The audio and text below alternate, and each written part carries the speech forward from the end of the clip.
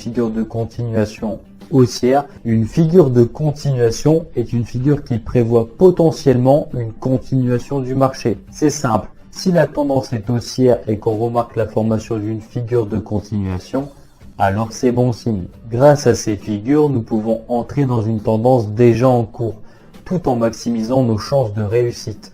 Bien faire la différence entre un retournement de marché qui prévoit un potentiel retournement et une continuation qui prévoit une potentielle continuation de la tendance en cours. La tasse avec anse.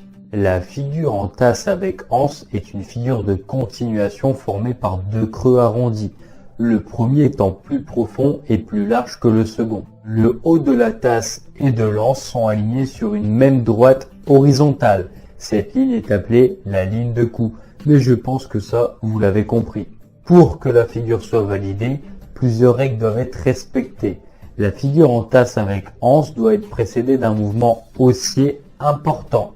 L'anse doit être inférieure à 50% de la hauteur de la tasse. Si vos deux creux sont de la même taille, alors on parlera plus d'un double bottom. Sauf qu'un double bottom se situe en bas du marché, qui lui indique un retournement. Comparé à la tasse avec anse qui se situe dans une tendance haussière déjà en cours, qui elle marque une continuation de la tendance. La forme de la figure peut faire penser qu'une grosse résistance est présente, ce qui traduit un essoufflement des acheteurs. Mais une fois la ligne de coup franchie, la force des acheteurs devient alors très forte. L'objectif de la figure en tasse avec anse se calcule en reportant la hauteur de la tasse au-dessus de notre ligne de coup. Deuxième figure, le drapeau descendant. Un drapeau descendant est une figure de continuation haussière.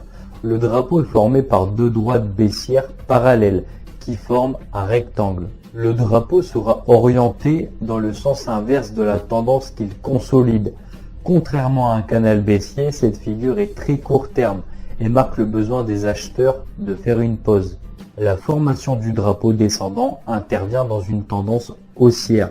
Je pense que ça vous l'avez compris. Le calcul de l'objectif se fait par rapport à la tendance initiale. On calcule la hauteur de l'ensemble du mouvement haussier ayant précédé la formation du drapeau, puis on reporte cette hauteur sur le dernier point bas de la figure. Troisième figure, le triangle ascendant. Qu'est-ce qu'un triangle ascendant? Le triangle ascendant est une figure de continuation haussière. La figure est formée par deux droites convergentes. La première droite est une oblique haussière faisant office de support, également appelée la ligne de support du triangle ascendant. La deuxième droite est une résistance horizontale, également appelée la ligne de résistance du triangle ascendant. Le triangle ascendant est confirmé uniquement s'il y a bien une consolidation à l'intérieur de ces deux droites. C'est-à-dire que chacune de ces droites doit avoir été touchée au minimum 2 fois pour valider la figure. L'objectif d'un triangle ascendant est déterminé par la hauteur de la base du triangle que l'on reporte au point de cassure. Une autre technique consiste à tracer une parallèle à la ligne de support du triangle à partir du premier contact avec la résistance. Passons maintenant à la dernière figure qui est le triangle symétrique de sommet. Le triangle symétrique de sommet est une figure de continuation haussière, comme toutes celles présentées dans cette vidéo. La figure est formée par deux droites de tendance convergentes symétriques.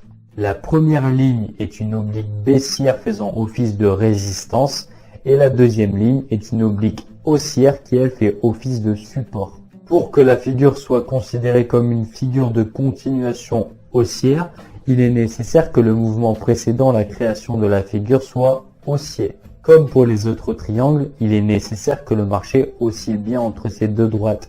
Et comme d'habitude, les deux droites doivent avoir été touchées au minimum 2 fois pour valider la figure. L'objectif d'un triangle symétrique sera donc déterminé par la hauteur de la base du triangle qui elle sera reportée au point de cassure de la figure.